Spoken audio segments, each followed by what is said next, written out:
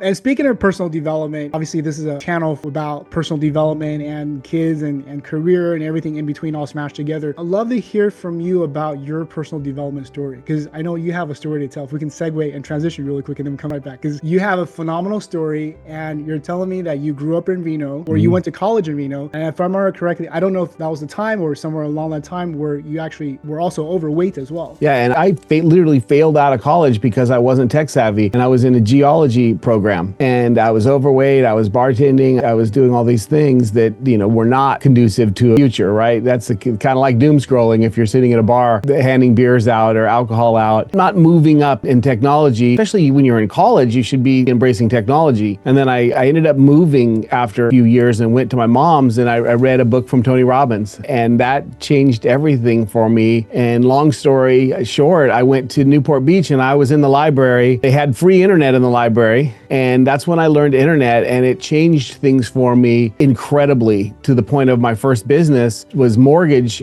which is pretty much all online, including lead generation. And that was when I was in 1998. And so we were generating all of our leads online, and I went from failing college, from not being tech savvy, to living tech for the last, now it's almost 30 years. You guys, I hope you guys are listening to it, because Mark was not tech savvy at all, right? So you were part of that, what we call back then, digital divide. Yeah. Either you know tech or you don't, and you're part of that divide. And along the way that you picked up these computer skills, and that made you who you are, the CEOs and multi-million-dollar companies. And the foundation of that is everything built on tech. Right now in a room in my house that's built as a studio we're about a mile from the ocean in Southern California, and I have an entire room dedicated to a studio and technology, because that's what needs to happen in order to grow. My entire office and workforce is remote and AI. Yeah, and I've seen your setup too. It's pretty awesome. Now that's a long way to go from Windows 95, huh? I couldn't even use a scientific calculator, to be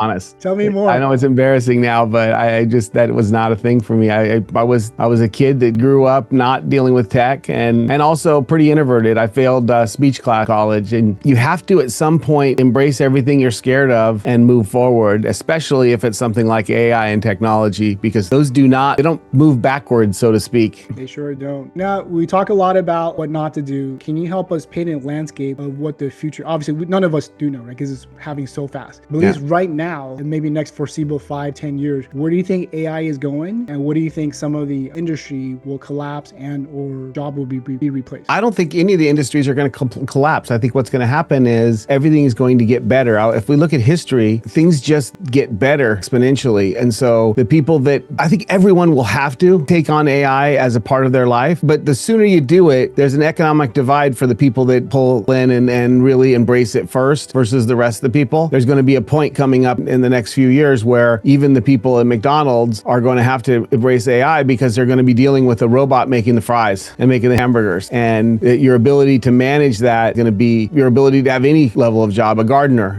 is going to have AI, and they already have AI gardening tools that go out there and cut the lawn and trim the bushes and all that other stuff. So our ability to integrate with that is everything for the future. It's crazy that you mentioned that. And that's my same synopsis when I was working at an AI company back in 2021, because we had an opportunity to work with the biggest conglomerate in technology, and also biggest retailers. I can't mention these names because we're under contract, but it doesn't matter what sector. So we can say Porsche, BMW, manufacturing, telecommunication, retail, every single aspect has tied AI into it. And I see every single company is doing that. Right? As you're talking about, even as simple as gardening, there's a tool that you can download on your app, and you scan the plant, and it'll tell you what kind of plant food it needs or how much water it needs to water. That's all AI. Or maybe it's getting too much. Exactly, right? So we think about AI, again, think about Terminator, robots, and things like that, but there's a lot more application in AI than just the hardware. We've been using AI for marketing for 5-6 years. It started out with, basically it turned into OpenAI, but Jarvis and Jasper and all of that were content, and my content writers didn't want to use it. They're like, it doesn't doesn't work that good. And I'm like, just trust me, use this for the next couple of years. And by doing it, you're going to learn how to ask questions and it's going to get better. And you're going to be thanking me. And today, if I took that away, it'd be like the end of the world for them. An analogy, it's like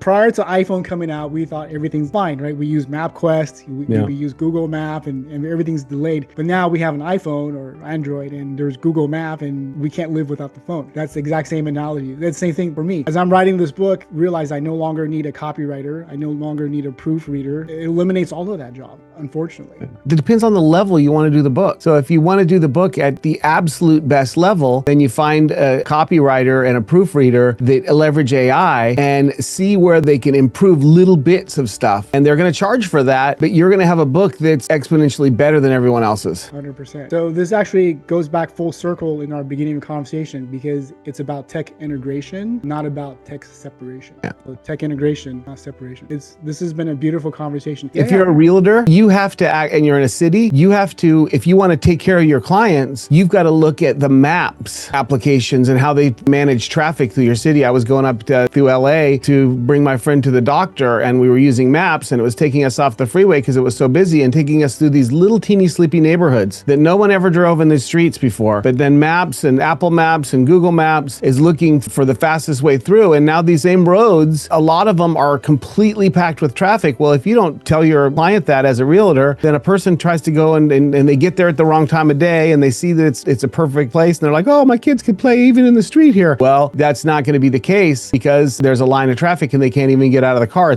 or get out of their driveway at certain times of day. And so knowing the effects of AI on your world, it's not an option. Part of your world, and you got to know it. Doesn't matter what business you're in. Yeah, and that's the tech integration part, right? And then as you're talking about that, one of the companies we were working with at the time, so going back to real estate, all you have to do is upload the picture of your house and that whatever panoramic view, you kind of walk along. Mm-hmm. The AI will pick up all the vanities, all the upgrades by itself, and they'll value the price of the house. So you no longer need an inspector, you no longer an estimator that comes in. They just from these pictures, they see the vanities and things like that, within the kitchen and the bathroom, they can already value the price of your house. I mean, if you think about it, it should also be valuing it based on if your house is part of the traffic zones. Yes. For maps, like I could drive 3 streets over, and because that street doesn't have a clean outlet, and so now you have a quiet street 3 streets over from a street that gets tens or hundreds of thousands of cars going through. It's the same size in the same neighborhood, but it's 3 streets over, so the people have a nice, cozy, quiet neighborhood, and the next door doesn't. It's a different value for your house. 100%. The cost of the house in front of a busy street is always, not always, but most of the time is less than the ones, behind the street. Because I live on a busy street before there anymore for 10 years. Middle of the night, Harley goes like.